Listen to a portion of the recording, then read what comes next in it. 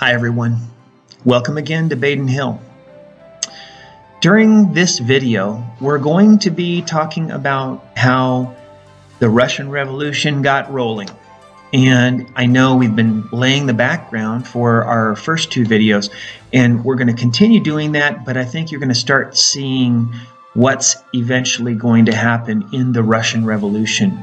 We have to still go back to 1904 and 1905, and in fact we're going to have a side trip and we're going to go back to 1894 and 1895, and we're not just going to be talking about Russia, we're going to be talking about Japan. We're also going to be talking about China. They are all so closely connected, especially during this period when all three countries are starting to see themselves as nations that they want to establish on the world stage. So let's talk first about spheres of influence. A sphere is obviously round, it's a ball, but on a map it's going to be a circle or an area. And as these nations were starting to gain strength, including the United States, all of these nations wanted to increase their influence on other countries and helping the world make its decisions. They wanted to be powerful, again, including the United States. And the president that we're going to be talking about is Teddy Roosevelt, who was a big part of that Spanish-American War that we talked about way at the beginning of the year. So, spheres of influence are important to these countries, and one country in particular is rising, and that is Japan. Now, Russia had been stronger and stronger over the centuries after the Mongols were pushed out. They had established an empire with Peter the Great and Catherine the Great and the other czars pushing the army to take over more territory. But Russia had not become modern. Japan had, and we're going to talk about that a little bit in detail. Japan in 1868, after the United States sailed its navy, Matthew Perry sailed the American Navy into Tokyo Bay and said, "We want to trade with you or else," basically. The fact that they had battleships and that the Japanese were not as advanced militarily, Japan had no choice except to trade with the United States.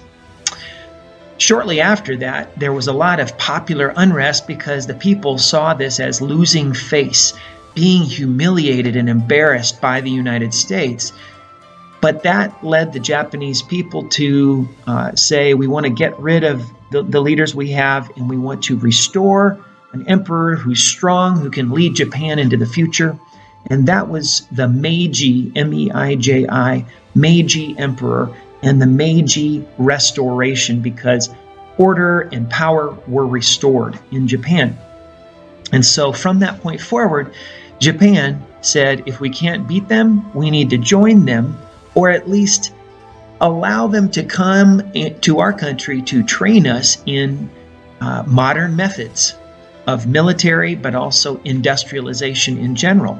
And so Japan started moving forward very rapidly. They learned from British engineers that they brought over and paid very well to teach them how to build factories and things like that.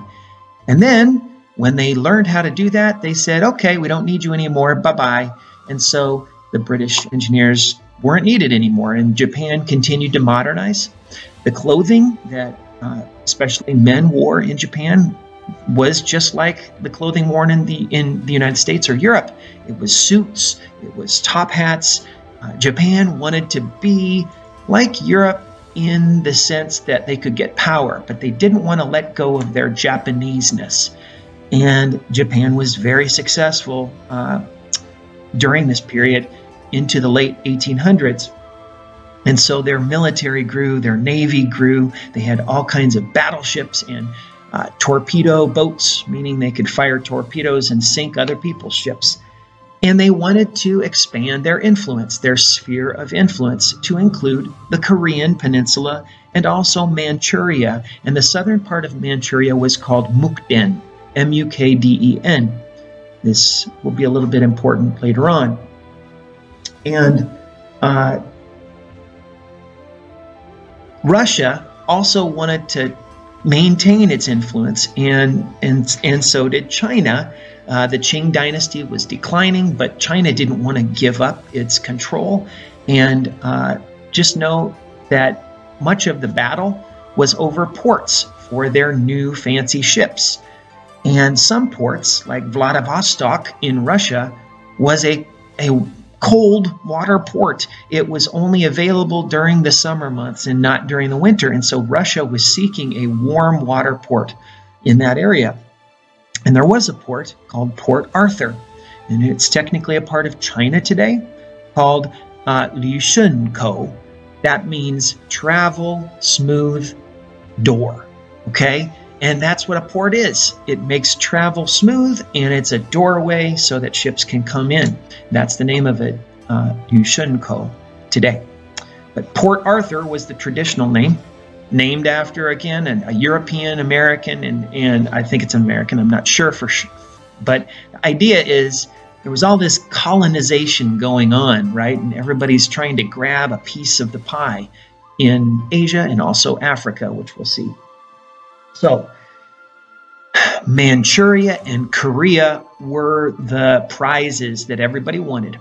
Now let's back up a little bit. In 1894, Japan and China were fighting over this area, and there was actually a massacre in Port Arthur where the Japanese were fighting the Qing dynasty after that war had started, and the Japanese army massacred thousands of Chinese civilians and soldiers, and it was seen as definitely an atrocity.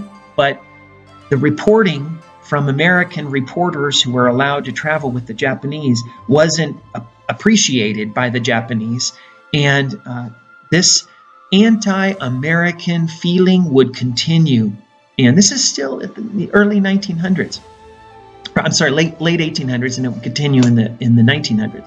So that massacre is something you need to know. And eventually Japan would win that war and would claim places like Taiwan and also Port Arthur. Basically, Japan would be controlling that area. Now, Japan was able to fight more modern warfare with China and defeat them and establish more influence. But Russia was still huge and had a huge military and lots of warships. So what happened is in 1904, so 10 years later, there was disagreement between Japan and Russia regarding those areas, and basically the war started, and the first battle was the Battle of the Yalu River, which is the river that separates Russia from the Korean Peninsula, which Japan wanted. And Japan then invaded Russia. That was the first land battle, and showed that they would not be an easy enemy for the Russian Empire, and that the Russians thought that they could easily defeat Japan, and they weren't worried about Japan. Another battle was in Port Arthur, where Japan came in with their torpedo boats and damaged or sank Russia's fleet. It's a little bit like what would happen later at Pearl Harbor. The Russians weren't expecting this attack. The Japanese came in with their torpedoes and started to attack those ships. Now, Russia had a lot more ships than Japan, and the problem was that Russia is so huge, and many of Russia's ships were in the Baltic, and they had to sail halfway around the world to bring reinforcements. By the time, they sailed through the Suez Canal, some of them, and around Africa, and by the time they got to Madagascar, so, they were off the coast of Africa, they got news that Port Arthur had fallen. And so from that point forward, things were not good. And on top of that, there was a lot of unrest in Russia. And we're going to study that. We're going to learn about what was happening in 1905 related to Bloody Sunday. But the Tsar basically wanted to be done with this war, and his advisors, especially a man named Sergei Witte.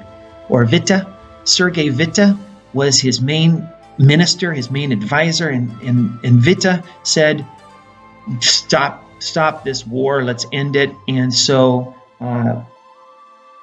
this had been a naval disaster for Russia, and they needed peace. But they needed to save face so that they didn't have even more revolution at home. And so it took a peacemaker, and this is where Teddy Roosevelt comes in. Teddy Roosevelt said, okay, come to the United States and New Hampshire and the city of Portsmouth, and we will settle this war.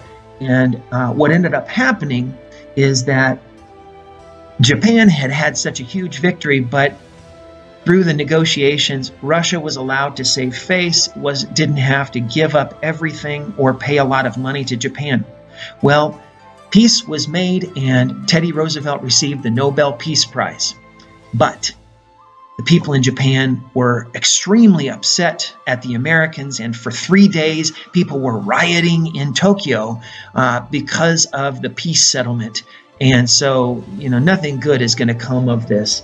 And we understand now that as the 20th century progressed, there was a lot of anti-American sentiment, even though the Japanese had adopted and taken a lot of European and American customs and made them their own. They were a rising power and a force to be reckoned with.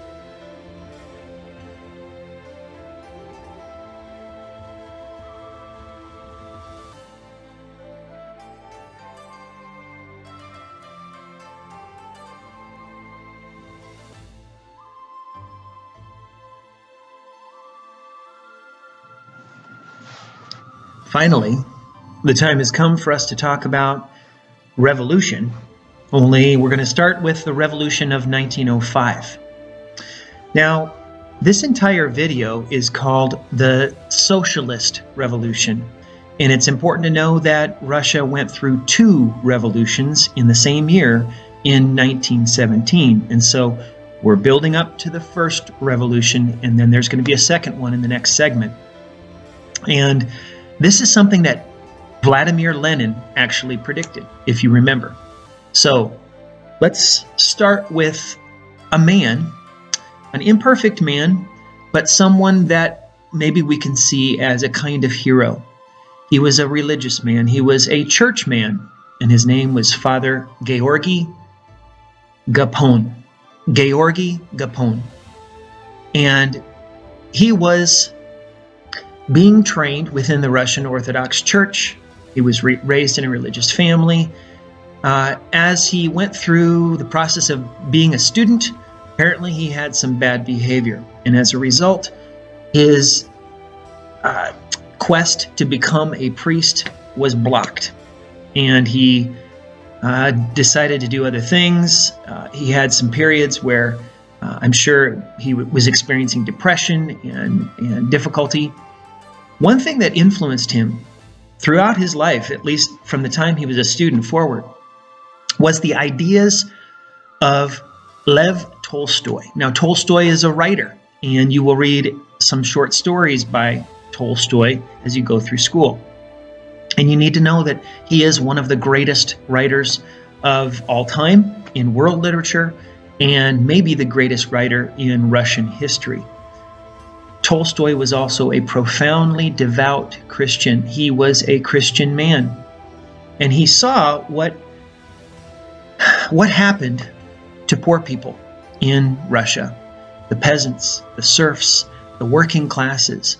He understood that, and so apparently Capone was very profoundly influenced by Tolstoy. Well, he continued his training. He was actually at one point working as a missionary. He wasn't a priest quite yet, but eventually he would become a priest, and he did missionary work. He got married, and sadly, his wife died shortly after the birth of their child in 1898. This is a turning point for him. He moved to St. Petersburg to start a new life. And again, he threw himself into spiritual learning, and also he desired to help the working classes. Now, he was working with the authorities, and this is very ironic because there was a secret Czarist police force. The secret police for the Tsar were basically people who went out and they tried to find those who were going to fight against the Tsar and put them in prison. This was the police force in St. Petersburg. And so this is important because it's odd that this police force would actually support the organization of workers in St. Petersburg. And the way they did it is through the Russian Orthodox Church. They wanted people who were workers to be uplifted, supported, but trained morally. And so you had to be a member of the Russian Orthodox Church to join that union or that workers group. And Capone was working with them on behalf of this police force. And over time, Capone was able to get this workers group to demonstrate and basically to protest against their conditions. And he became their advocate, and he wanted to give them a chance to appeal to the Tsar directly. And so what he did is known as Bloody Sunday. Now, he didn't start the blood, but he wanted to deliver a letter as a representative of the Russian Orthodox Church. He was giving a letter to the Tsar, and so he was marching with the workers. It was a very peaceful march. It was a protest, but it was emotional, and they wanted the Tsar to know how they were suffering. And as they marched in St. Petersburg, the Tsar's army opened fire on them. Capone barely escaped with his life. A man named Ruthenberg was one of these worker organizers, a revolutionary, and he saved Capone by basically covering him up so that he didn't have his priestly robes on, and he was spared. He actually got help from a member of the Tsar's government. The prime minister, the foremost minister for the Tsar, was named Witte, if you remember. And Witte had been the negotiator in Portsmouth, New Hampshire, after the Russo-Japanese War. And so Witte, on one hand, he was trying to get the Tsar to be careful and to not fight against these workers. And on the other hand, he actually supported Capone by paying for him to leave the country, giving him what amounted to about 250 American dollars today. So not a lot, but enough to get him out of the country, keep him safe. So Bloody Sunday was a turning point. And from that point forward, the workers went on strikes, and the Tsar realized that wide-scale revolution was at hand if he didn't do something. And again, Witte, his prime minister, is saying, you've got to do something. And so what happened was the Tsar was willing to listen. Now, this was all happening, remember, in St. Petersburg. St. Petersburg has two names, and one of the reasons that it changed its name from St. Petersburg to Petrograd is because it sounded too German.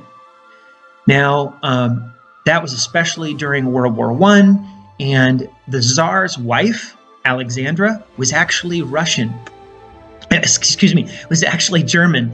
And so because she was German, she had to kind of play down her Germanness, her sympathies for the German people. And so as Germans became to be seen as rivals to Russia and then eventually enemies, because Prussia was rising in power and that was a threat to Russia. And so St. Petersburg, because Berg sounds German, it changed to Petrograd, which is a very Russian or Slavic name. So you should know too that the Tsar, to this point, he had been holding fast to his idea that he was an autocrat, that his government should be not just a monarchy, but an autocracy. Auto means self. And that's why an automobile is mobile or mobile by itself. So an autocracy means I don't need anybody to give me power. I have it by myself. So he believed in autocracy, and he promoted the idea that he was an absolute ruler. So autocracy, absolute ruler, those are names that you need to know, terms that you should know. And on the other hand, you have people like Sergei Witte, who is a diplomat, a noble, but somebody who is trying to look at the politics of the world and navigate carefully through those difficulties. And so Witte convinced him to issue the October Manifesto. This is October 1905. And this happens, and it's an incredible thing, really, if you think about it.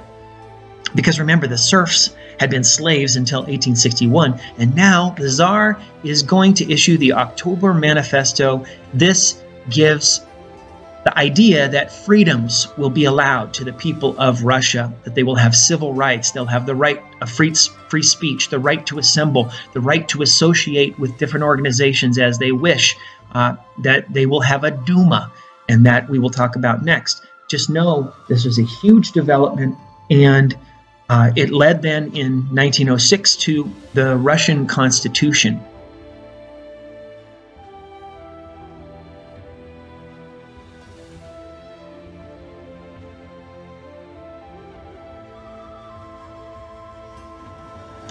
Now, the creation of a Duma, or a parliament or Congress, that was a very thorny or sticky issue, especially for the Tsar. Remember, the Tsar believed he was the only ruler that mattered.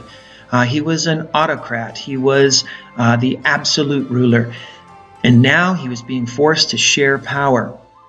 Well, his diplomats, his nobles that were counseling him, people like Witte and also Boolean. Boolean is another diplomat. They were telling him, we need to tread lightly here, and don't worry, it can work out for you. And so Boolean came up with a kind of Duma that would still be basically under the Tsar's thumb and would only be a consulting body. The Duma would not be able to make any laws without the consent of the Tsar. Now, we know in our country, in the United States, the Congress and the president have to work together. The president can veto, and that was essentially what was going on too, only in a much more extreme way. The Duma really didn't have much power. But you could say it's still a step forward. So the Boolean Duma was the first Duma ever in Russia, and it can be seen as a big victory for the socialists, the people who are trying to change society and make it more fair for rich and poor, especially for poor.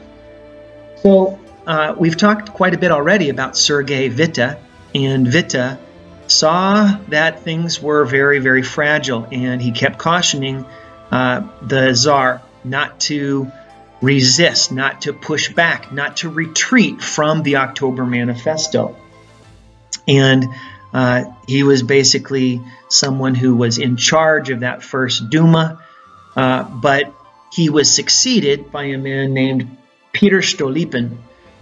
And Witte had been maybe more liberal, we say left-leaning, and Stolypin was much more right-leaning. Interestingly enough, Stolypin also saw that the Tsar wasn't going to be able to hold on to power if he didn't make concessions, if he didn't allow the common people to have a better life, to own land. And so Stolypin was talking to the Tsar and explaining that the Tsar could assert his own rights as well. And eventually these laws would come out. They were called the Fundamental Laws of the Tsar. And this was kind of a reaction to the October Manifesto. On one hand, the October Manifesto said the people have rights now. Oh, but the fundamental laws of the Tsar mean the Tsar has rights now. And basically it established that the Tsar is the only ruler, the Tsar can veto anything, and the Tsar can even disband the Duma if he feels like it. Can you imagine if our president could get rid of Congress if he felt like it? We'd be in a bigger mess than we are right now. So, the fundamental laws of the Tsar, they were very unpopular, and they didn't settle people down necessarily, but the Tsar had been pretty crafty along with his diplomats, Witte and Stolypin and Bulygin. He had been able to calm things down enough, and by allowing the October Manifesto, he had divided the revolutionaries into those who were more the nobles and who wanted a slower revolution, and those who were radicals. And basically he got the nobles to be mostly on his side. They were actually forming an upper house. The Duma had two houses, just like the United States Congress. They say it's bicameral. Camera means house or room, and bi means two. So that was important for appeasing or putting the nobles who wanted change at ease. And the radicals then were dealt with and driven out of the country. They were forced into exile. So that is setting the stage for the period to come.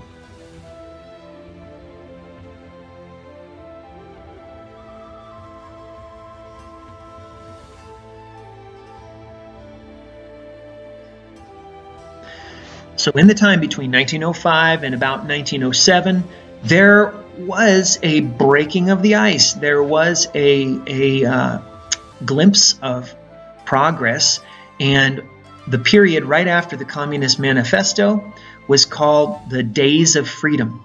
And those Days of Freedom lasted for about 6 weeks. It doesn't sound like much, but during that time, what happened was workers organized, and they didn't have any opposition. Again, the Tsar was kind of playing it cool, and the workers were organizing like crazy. And another thing that was happening was Soviets were starting to gain more control.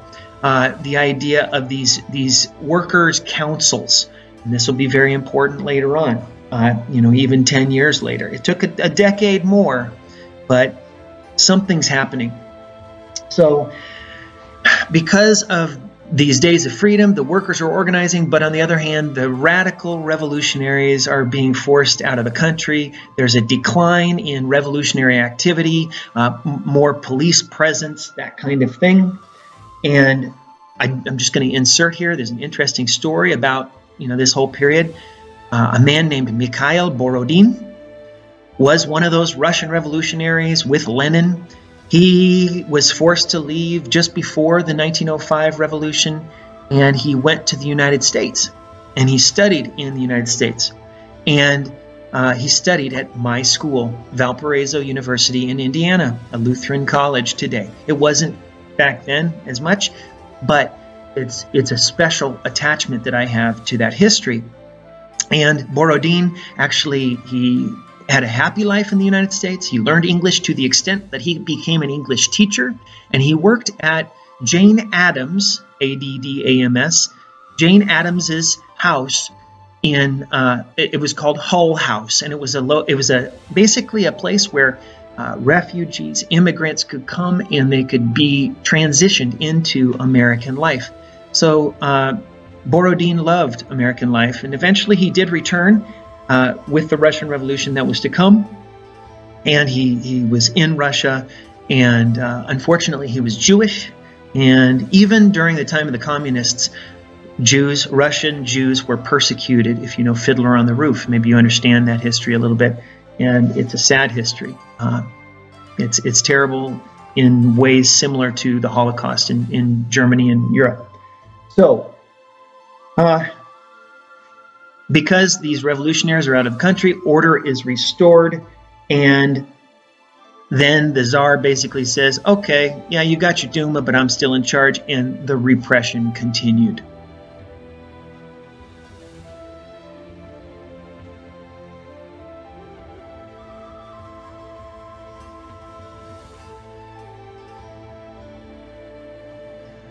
So for 10 more years, the people of Russia essentially still didn't have power, and they suffered.